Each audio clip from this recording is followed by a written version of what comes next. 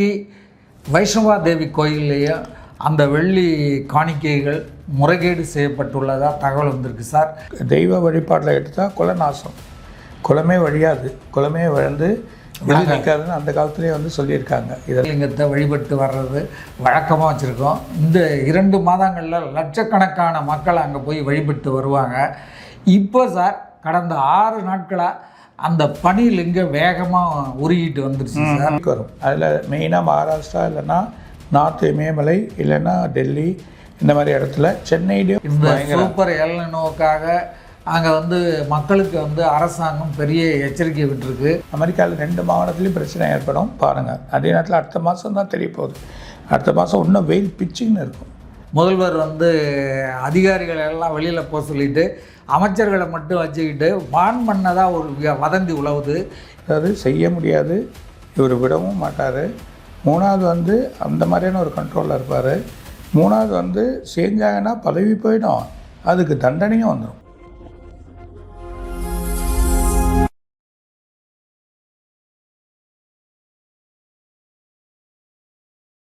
உலகமெங்கிலும் வாழ ரோஜா தமிழ் டிவி நேயர்களே, உங்கள் அனைவருக்கும் என் பணிவான வணக்கங்கள். இன்றைக்கு நம்ம அகஸ்திய ஜீவநாடி ஜோதிடர் பாபு அவர்களை சந்திக்க வந்திருக்கிறோம். வாங்க அவங்கள சந்திப்போம். சார் வணக்கம். வணக்கம். வணக்கம் ரோஜா டிவி நேயர்களும் கொரோனா குறித்து சொல்லும். இன்றைக்கி அகஸ்தியர் என்ன சொல்கிறார் பார்ப்போம். சார் இப்போ இந்தியாவில் பல கோயில்களில் காணிக்கை முறைகேடு நடந்துகிட்ருக்கு. ஏற்கனவே அயோத்தியா ராமர் கோயில், அதுக்கு பிறகு பத்ரிநாத் கோயில், இன்றைக்கு வைஷ்ணவா தேவி கோயில்லையே அந்த வெள்ளி காணிக்கைகள் முறைகேடு செய்யப்பட்டுள்ளதாக தகவல் வந்திருக்கு சார். கிட்டத்தட்ட 5200 கோடிக்கு அளவுக்கு முறைகேடு நடந்திருக்கு. இந்த மனிதர்களுக்கு அங்கே கோயிலில் வேலை செய்கிற மனிதர்களுக்கு கடவுள் ஒன்றும் செய்ய மாட்டார் அப்படிங்கிற ஒரு தைரியத்தில் இந்த மாதிரி திருட்டுகள் எல்லாம் நடக்குது சார். இதெல்லாம் எப்படி போகும், என்ன ஆகுன்னு சொல்லுங்கள் சார்.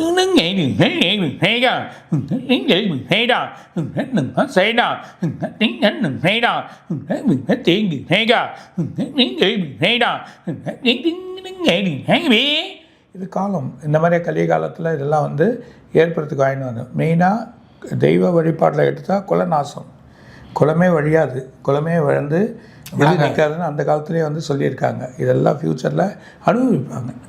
அனுபவிக்க நேரம் வர சொல்ல அதை அனுபவிப்பாங்க. அதுக்கும் பொறுத்து இருந்து தான் செய்யும் கடவுள், அதனால அனுபவிப்பாங்க. இப்போ தெய்வ வழிபாட்டில் இருக்கிறத எடுக்கிறீங்க, எவ்வளோ பெரிய தப்புன்றது நமக்கு தெரியாமல் செய்கிறோம்.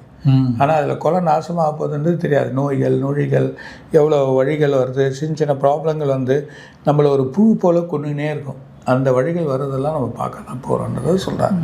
ஸோ தெய்வத்தோட வழியை எடுக்காதீங்க பப்ளிக்கு. ஆனால் அதில் நம்ம என்ன பண்ணோன்னா அந்த பணத்தெல்லாம் எடுத்து நல்ல மக்களுக்கு தானம் வழிகள் கொடுக்குறதுக்கு தான் அந்த கோயில் வச்சுருக்காங்க. நிறைய தியானங்கள் பண்ணணும், தானம் வழிமுறைகள் சாப்பாடுகள்லாம் இன்க்ரீஸ் பண்ணி நிறைய பண்ணிங்கன்னா எவ்வளோ கோயில் இப்போ எவ்வளோ இருக்கு. குருத்வார் அதெல்லாம் பார்த்தீங்கன்னா கரெக்டாக பண்ணுறாங்க. எல்லாத்தையும் எப்படி பண்ணமோ பண்ணின்னு இருக்காங்க. திருப்பதி இதெல்லாம் கரெக்டாக எடுத்து பண்ணுறாங்க. வர்றது அது ஒரு தேவஸ்தானமாக வச்சிடணும்.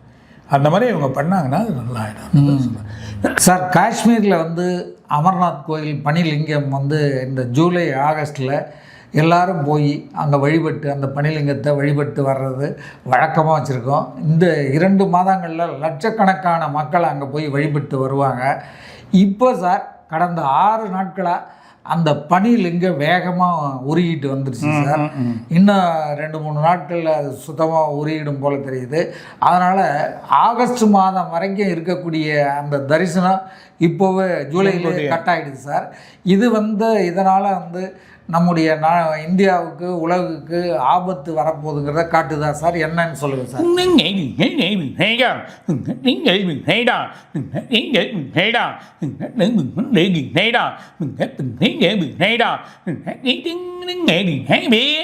ரெண்டு 3 இடத்துல எர்த்குயிக் வரும். அதில் மெயினாக மகாராஷ்டிரா இல்லைன்னா நார்த் இமயமலை இல்லைன்னா டெல்லி இந்த மாதிரி இடத்துல, சென்னையிலையும் இந்த வாட்டி தமிழ்நாட்டிலையும் சில இடத்துல காட்டும். மைல்டாக பெருசாக இருக்காது. ஆனால் நம்ம எதையும் மீட் பண்ண நிலைமையில் இருக்கணும் அப்படின்றத சொல்கிறார். அதே நேரத்தில் அதர் கண்ட்ரி முஸ்லீம் கண்ட்ரிலாம் வரப்போகுது, ஜப்பான்லாம் பயங்கரமாக வரப்போகுது. ஸோ இதோட இண்டிகேஷன்ஸ் இது காட்டுது அப்படின்றத சொல்கிறாங்க. அது இல்லாமல் உங்களுக்கு நேச்சுரல் கலாமிட்டிஸ் எப்பவுமே மாறிடுச்சு. ஸோ அது இல்லாமல் இந்த எல்னினோ வர்றதுனால இந்த பயங்கரமான மாற்றங்கள் இருக்கின்றது. இது ஒரு நம்ம எடுத்துக்க வேண்டியது தான் சார். நீங்கள் எல்னினோன்னு சொன்னதால இந்த கேள்வி கேட்க வேண்டியிருக்கு. அதாவது ஐரோப்பியாவில் இந்த சூப்பர் எல் நினோவாவில் நிறைய பேர் இறந்து போயிட்டாங்க சார். ஆமாம். இதை தொடர்ந்து இப்போ கடந்த வாரத்தில் வந்து அமெரிக்கா முழுவதும் வந்து இந்த சூப்பர் எல் நினோவுக்காக அங்கே வந்து மக்களுக்கு வந்து அரசாங்கம் பெரிய எச்சரிக்கை விட்டுருக்கு, ஜாக்கிரதையாக இருக்கணும்னு சொல்லியிருக்கு. 2 மாகாணத்தில் வந்து காடு வந்து ரொம்ப அதிகமாக பற்றிட்டு எரிஞ்சு அங்கே வெப்பம் ரொம்ப மோசமாக இருக்குது சார். இந்த வெப்ப மோசத்தால் அமெரிக்காவே இன்றைக்கி வந்து ஆடி போயிருக்கு சார். இப்போ யூரோப்பா கண்டத்தில் இந்த எல்னினோ சூப்பர் எல்னினோவால் பல ஆயிரம் பேர் இறந்துட்டாங்க. அதே போல் அமெரிக்காவிலையும் ஏற்படுமா, என்ன ஆகும் அப்படிங்கிறத சொல்லுங்க.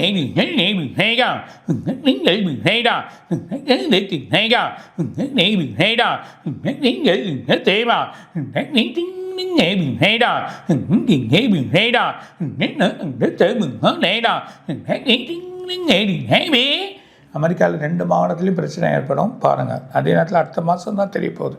அடுத்த மாதம் இன்னும் வெயில் பிச்சின்னு இருக்கும்.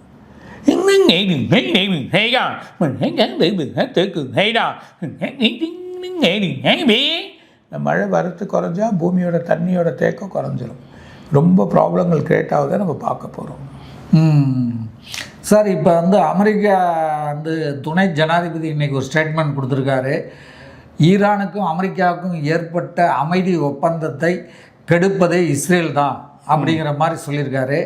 இதனால் அமெரிக்காவுக்கும் இஸ்ரேலுக்கும் நட்புல பாதிப்பு வரும் போல் தெரியுது சார். அப்படி வந்தால் இதனால் உலகத்துக்கு ஆபத்து ஏற்படுமா?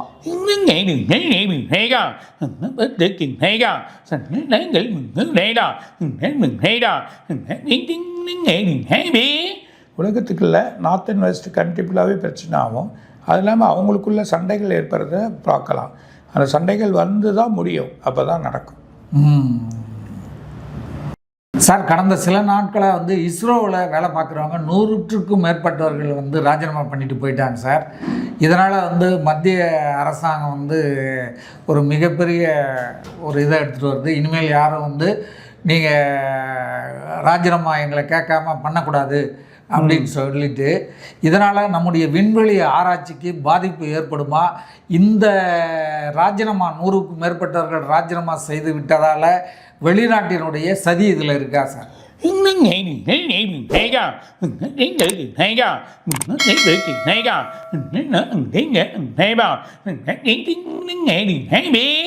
கண்டிப்பாக பாதிப்பு கிடையாது, சதியெல்லாம் கிடையாது. அவங்க ஏதோ ஒரு காரணத்துக்கு போயிருக்காங்க. இன்னும் நிறைய பேர் நமக்கு தேவை. நிறைய பேர் நமக்கு வந்து சயின்டிஸ்ட் வேறு தேவைப்படுது. நிறைய ஆராய்ச்சி பண்ணி அதான் இருக்கிற சயின்டிஸ்டுகளே ராஜினாமா பண்ணுறதால நமக்கு விண்வெளி ஆராய்ச்சியில் பாதிப்பு வரும். அதனால் அதிகமாக தேவைப்படுதுன்னு சொல்லார். சார், இப்போ பார்த்தீங்கன்னா சென்னை, தஞ்சாவூர் போன்ற 2 இடங்களில் கள்ள நோட்டு வைத்திருந்தவங்கெல்லாம் கைது பண்ணியிருக்காங்க சார். விஷயத்தை கேள்விப்பட்டிருக்காங்க சார். இது இவங்களே தான் பண்ணியிருக்காங்க. இது இவங்க மாட்டினது நல்லது தான். தமிழ்நாட்டினுடைய தாவேக அமைச்சரவையிலிருந்து 2 அமைச்சர்கள், கீர்த்தனா, நிர்மல்குமாருங்கிற இந்த 2 அமைச்சர்களும் வெளிநாட்டுக்கு போயிருக்காங்க.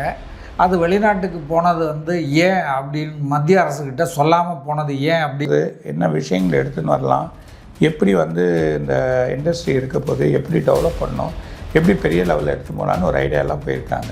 முதல்வர் வந்து அதிகாரிகள் எல்லாம் வெளியில் போக சொல்லிட்டு அமைச்சர்களை மட்டும் வச்சுக்கிட்டு வான் பண்ணதாக ஒரு வதந்தி உழவுது. அது செய்ய முடியாது, இவர் விடவும் மாட்டார். 3வது வந்து அந்த மாதிரியான ஒரு கண்ட்ரோலில் இருப்பார்.